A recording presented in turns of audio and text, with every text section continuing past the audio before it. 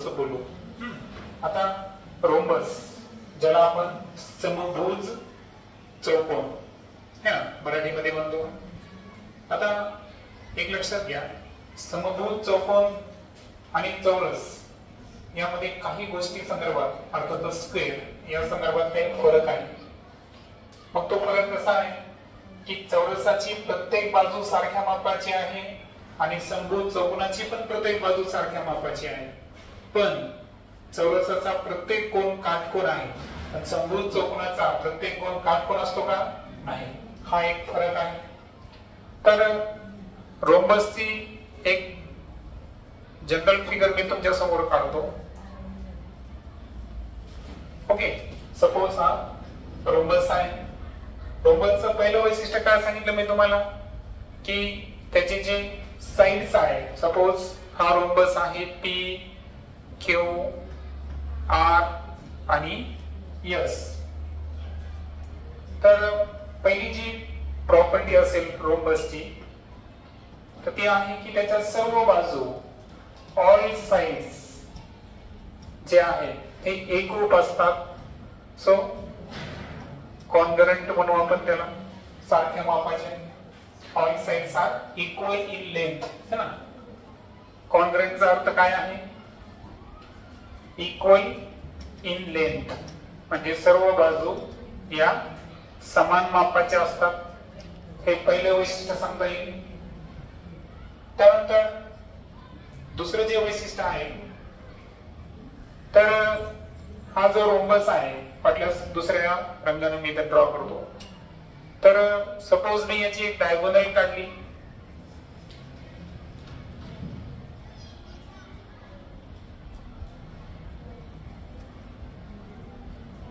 कोणती डायगोनल आहे? P R. आणि दुसरी एक डायगोनल काढली. कोणती काढली? S Q. आता या डायगोनल जे आहेत ना हे एकमेकांना परपेंडिक्युलर बायसेक्ट. आता परपेंडिक्युलर म्हणजे काय? ते एकमेकाला कशा आहेत? लंब आहेत. सो दुसरी प्रॉपर्टी जर पाहिली आपण तर diagonals are perpendicular to each of perpendiculars. ठीक आहे. तर जे कर्ण आहेत हे कर्ण एकमेकांना काय असतात? लंब असतात. आणखीन एक वैशिष्ट्य आहे की हे जे कर्ण आहे हे एकमेकांना दुभागतात म्हणजे बायसेक्ट करतात. जसं की समजा हे दोन जे आहे, समजा आपण कन्सिडर करू की हे दोन डायगोनल्स कोणत्या बिंदूमध्ये छेदले? एम बिंदूमध्ये छेदले. तर एम बिंदूमध्ये छेदल्यामुळे पी आर आणि एस क्यू, तर यामध्ये या पी आर आणि एस क्यू हे दोन्ही एकमेकां संदर्भात काय झाले? बायसेक्ट गेले. बायसेक्ट म्हणजे दुभागणे म्हणजे काय? समान मापामध्ये त्यांची विभागणी होणे. म्हणजे जितक्या मापाचं पीएम आहे तितक्याच मापाचं काय आला? M R. वाटल्यास तुम्ही ते घेऊ शकता. पीएम आणि एम आर हे काय झाले? इथं समान मापाचे झाले. त्यानंतर जे एस एम आणि एम क्यू हे सुद्धा काय झाले? समान लांबीचे झाले. म्हणजे ओव्हरऑल काय झालं की जे डायगोनल्स आहेत हे डायगोनल्स बायसेक्ट करतात. Bisect each other. आणि बायसेक्टचा अर्थ सांगितलं मी तुम्हाला की जितक्या मापाचा पीएम तितक्याच मापाचा एम आर आणि जितक्या मापाचा एस एम तितक्याच मापाचा काय झालं? एम क्यू झालं. आणखी एक वैशिष्ट्य आहे. ते वैशिष्ट्य कसं आहे का? आता इथं जर तुम्ही पाहिलं तर मला सांगा राईट अँगल किती तयार झाले? राईट अँगल ट्रायंगल म्हणजे काटकोन त्रिकोणाची संख्या किती झाली याच्यात? 4. हा झाला फर्स्ट वाला, हा सेकंड, हा थर्ड आणि हा फोर्थ. आणि यांचं आणखीन एक वैशिष्ट्य आहे की या प्रत्येक ट्रायंगलचा जो एरिया आहे हा कसा असतो? इक्वल असतो. ओके. सो डायगोनल्स जेव्हा एकमेकांना बायसेक्ट करायले तो बायसेक्ट केल्यावर 4 काटकोन त्रिकोण तयार झाले आणि चारही काटकोन त्रिकोणाचं माप कसं आहे, सारखं आहे. सो ओव्हरऑल रोम्बस याचे ज्या 3 प्रॉपर्टीज आपण आता डिस्कस केल्या. पहिल्या की ऑल साइड्स आर कॉन्ग्रुएंट, त्यानंतर डायगोनल्स आर परपेंडिक्युलर, त्यानंतर डायगोनल्स एकमेकांना काय करतात, बायसेक्ट करतात. आणि परपेंडिक्युलर आलं किंवा जिथं राईट अँगल ट्रायंगल आहे तिथं काय आला, पायथागोरसचा थेरम आला. काय आला, पायथागोरसचा थेरम अप्लिकेबल असतो. ते पुढे आपण डिस्कस करू. आता काही टफ प्रॉब्लेम आपल्या टेक्स्ट बुक मध्ये दिले आहे, त्यावर आपण थोडंसं डिस्कस करू. इथे दिलेलं आहे की जी पॅरामीटर आहे रोम्बसची ती किती दाखवलेली आहे, 100 सेंटीमीटर. आता मला सांगा की जर आपण एक रोम्बस घेतला, ओके, तर रोम्बसचे ऑल साइड्स कशा आहेत, इक्वल आहेत. म्हणजे प्रत्येक बाजूचे माप किती कन्सिडर करू आपण, x कन्सिडर जर केला आपण, बरोबर. आणि सपोज हा रोम्बस आहे A B C आणि D. तर जे पॅरामीटर आहे, पॅरामीटर साठी आपण P वापरू. किती दिलं आहे आपल्याला, 100 सेंटीमीटर. आणि त्यानंतर length of one diagonal is 48 centimetre. म्हणजे फक्त एकाच कर्णाची लांबी दिली आपल्याला आणि ती किती दिली आहे, 48 सेंटीमीटर. सपोज हा तो कर्ण आहे,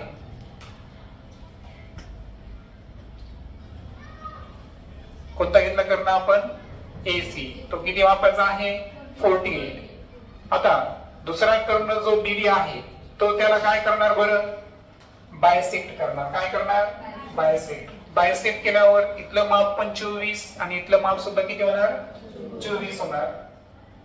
तर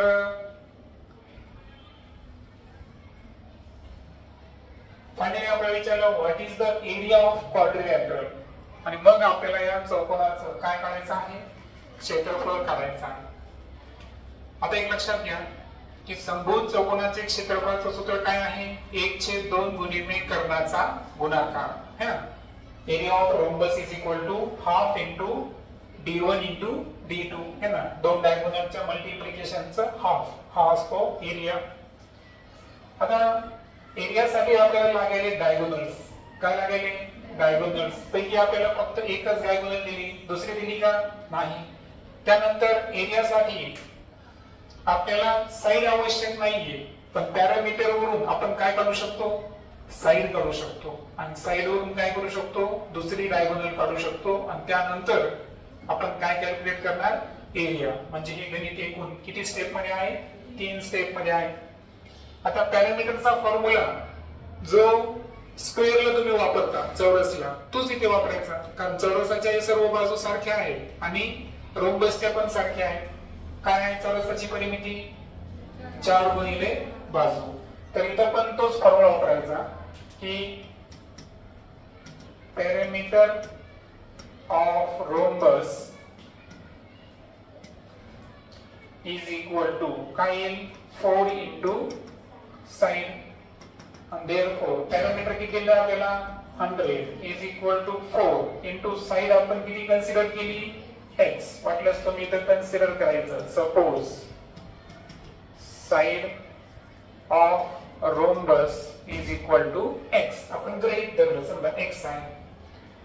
आता यावरून x ची किंमत जर काढली तर 100 ला काय होईल, 4 ला आपण डिवाइड करू. आन्सर जे आहे ते किती सेंटीमीटर आलं, 25 सेंटीमीटर.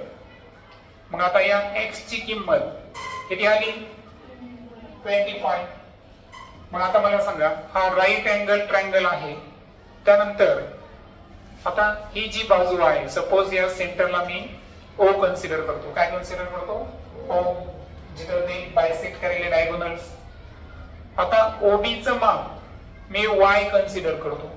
किती, Y. सपोज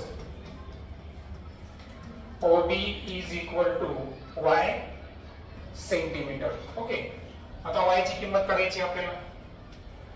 ट्रायंगल कोणता आहे, AOB. आता एक लक्षात घ्या, इथे लिहिणार आपण इन ट्रायंगल AOB जो अँगल आहे, कोणता अँगल आहे AOB, हा किती अंशाचा आहे 90 अंशाचा. आणि कारण काय बरं त्याचं? कारण जर पाहिलं आपण तर रोम्बसचे जे डायगोनल्स आहेत हे एकमेकांना काय आहे परपेंडिक्युलर असतात आणि त्याच्यामुळे हा कोन किती अंशाचा आला 90 अंशाचा. म्हणून हा ट्रायंगल कोणता अँगल ट्रायंगल झाला राईट अँगल ट्रायंगल. आणि so according to Pythagoras theorem जर आपण वापरला तर पायथागोरस थेरम नुसार कर्ण कोण आहे, त्या कर्ण कोण आहे AB. So AB square is equal to AO square plus BO square किंवा OB स्क्वेअर. वाटल्यास इथे लिहू शकता तुम्ही. कारण लिहिताना माहिती आहे ना, दोन टिंब वरी आणि एक टिंब खाली लिहायचं. रिझन आहे PT म्हणजे काय लिहिलं मी पायथागोरस थेरम. हे स्टेप बाय स्टेप करायचंय तुम्हाला. आता AB ची किंमत किती आली आपल्याकडे 25. त्याचं काय घेणार आपण स्क्वेअर. AO किती दिला आपल्याला 24 त्याचा स्क्वेअर प्लस BO ची किंमत किती धरली आपण y चा square. So therefore y square is equal to सांगा 25 चा स्क्वेअर किती आहे 625 625 आणि 24 चा किती आहे 576. आन्सर किती येईल 49. ही y स्क्वेअर ची किंमत झाली. y जर काढायचा असेल तर सांगा √49 ची किंमत किती येईल 7 सेंटीमीटर. आता 7 सेंटीमीटर हे माप कोणाचं झालं OD चं झालं. पण आपली दुसरी डायगोनल कोण आहे BD आहे, बरोबर आहे का? आता तुम्हाला माहित आहे OB चं माप जर y असेल तर OD चं माप सुद्धा काय असलं पाहिजे y. कारण जे कर्ण आहे ते एकमेकांना दुभागतात है ना. म्हणून DO जितक्या मापाचा आहे तितक्याच मापाचा कोण आहे OB असतो. आता आपल्याला किंमत करायची DB ची. कोणाची करायची आहे DB. मग DB ची किंमत काढताना काय करावं लागेल DO प्लस सांगा DO प्लस OB दोघांची काय करावं लागेल बेरीज. आता हा पण y आहे आणि y ची किंमत काढली आपण किती काढली 7. सो इथं 7 प्लस 7 इज इक्वल टू किती 14 सेंटीमीटर.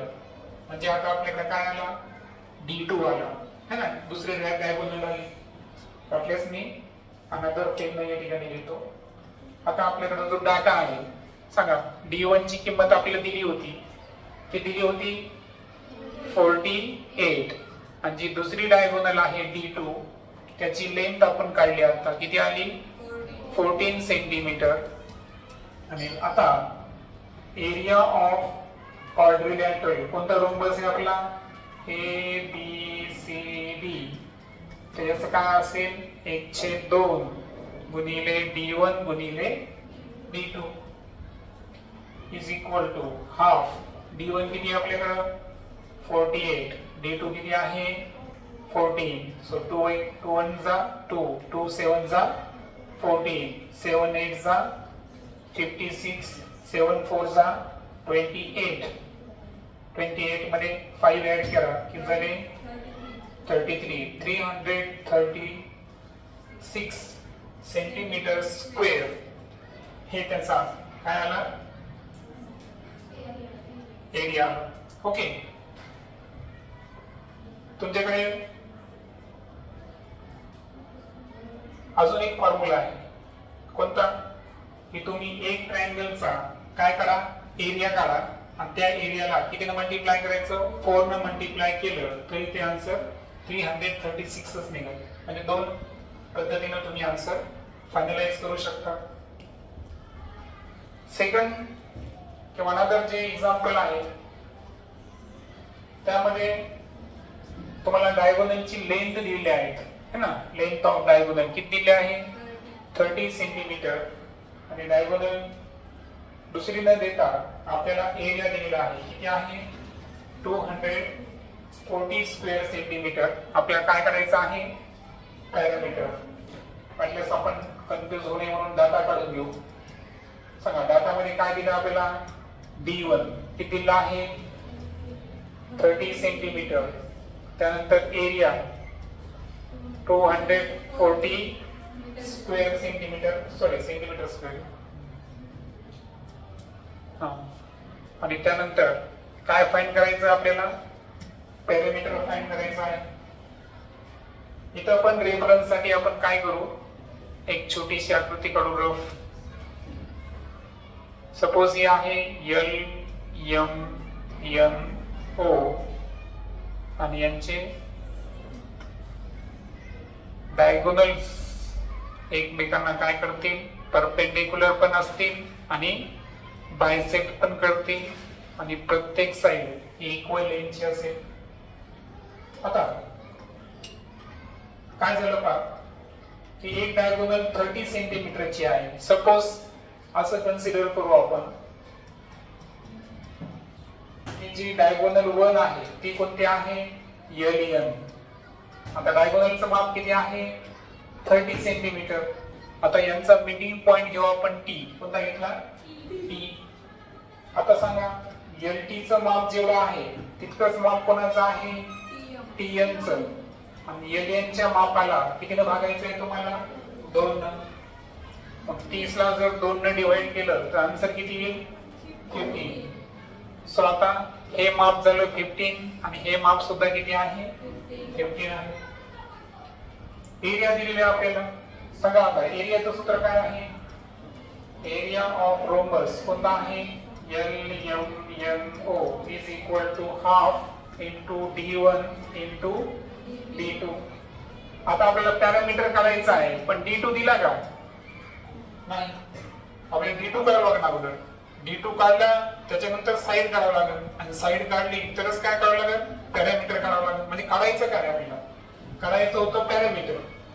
पॅरामीटर कोणावर डिपेंड आहे रोम्बसच्या साइडवर डिपेंड आहे. रोम्बसची साइड दिलेली आपल्याला का रोम्बसची बाजू दिली नाही.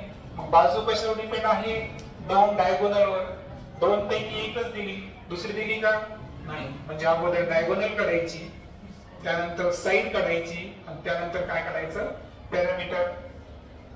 सो सांगा एरिया किती दिला आपल्याला 240 हाफ इंटू D1 किती दिला आहे 30 D2 as it is. सांगा D2 is equal to D2 तुम्हाला माहिती ना नियम काय आहे जे डिनोमिनेटर मध्ये आहे ते ऑपोजिट साइडला कुठं पाठवायचं मल्टिप्लिकेशन आणि जे मल्टिप्लिकेशन असतं ते कुठं पाठवायचं डिवाइड मध्ये. सो 0 0 गेट कॅन्सल 3 1 जा 3 3 8 जा 624. सांगा किती 8 2 जा 16. आता D2 ची व्हॅल्यू 16 आली. आता D2 कोण आहे आपला OM. कोण आहे OM. आता देयरफॉर OM चं माप जे आहे ते किती सेंटीमीटर आलं 16 सेंटीमीटर. आता आपल्याला मला सांगा जितक्या मापाचा OT आहे तितक्याच मापाचा कोण आहे TM. आणि यांचं माप OM चे किती आहे हाफ. 16 ला 2 ने डिवाइड करा किती उत्तर येईल 8 सेंटीमीटर. म्हणजे हे सुद्धा किती आहे 8 आणि हे सुद्धा 8. आता एक राईट अँगल ट्रायंगल घेऊ. कोणता घेऊ आपण म्हटल्यास पेन चेंज करतो मी इथं. सांगा इन ट्रायंगल कोणता ट्रायंगल घ्यायचा तुम्ही कोणताही घेऊ शकता. LTM घेऊ. LTM यामध्ये अँगल T जो आहे हा किती मापाचा आहे 90 डिग्री. आणि का 90 अंशाचा आहे बरे कारण रोम्बसचे डायगोनल एकमेकांना कशा आहे परपेंडिक्युलर. ते रिझन लिहावं लागतं. तुम्ही पुढच्या क्लास मध्ये गेले का तुमच्या लक्षात येईल इथं रिझन लिहावं लागतं की जे डायगोनल आहेत हे डायगोनल एकमेकांना कसे आहेत परपेंडिक्युलर. हे चिन्ह आहे बघा परपेंडिक्युलरचं माहिती आहे तुम्हाला जे लंब टाकतो आपण तर असं डायगोनल्स परपेंडिक्युलर आहे असं रिझन लिहिलं आपण. जेव्हा आपण इथं मी 3 टिंब काढतो याचा अर्थ काय असतो देअरफॉर. परंतु वरी 2 आणि खाली 1 टिंब काढलं याचा अर्थ काय असतो रिझन. काय असतं म्हणजे कारण काय लिहिलो आपण. मग आता सांगा पायथागोरसच्या थेरम नुसार काय होईल बरं. LM square is equal to LT square plus TM square. आता साइडला आपण x कन्सिडर करू. किती कन्सिडर करू x. सांगा LM च्या ऐवजी काय घेणार मी s स्क्वेअर. LT चं माप किती आहे कुठे आहे LT. इथे LT आहे किती आहे 15 चा स्क्वेअर प्लस TM इथे TM किती आहे 1 चा स्क्वेअर. 15 चा स्क्वेअर 225 8 चा स्क्वेअर 64. दोघांची ऍडिशन किती 289. आणि जर x करायचा असेल 289 चा वर्ग किती आहे 17. 17. आता ही काय आली साइड आली. काय आली साइड. आता सांगितलं की पॅरामीटर काढायचं असेल तर स्क्वेअरची जी परिमिती आहे चौरसाची परिमिती तेच सूत्र ऍप्लिकेबल करायचं. आणि देअरफॉर पॅरामीटर काढायचं असेल रोम्बसचं तर काय सूत्र आहे 4 इंटू साइड. 4 इंटू साइड किती आला आहे 17. 17 4 जा 68 सेंटीमीटर. ही ज्या रोम्बसची काय असेल पॅरामीटर. असं हे एकाच गणितामध्ये 2-3 सूत्रांचा वापर करून हे गणित तयार केले.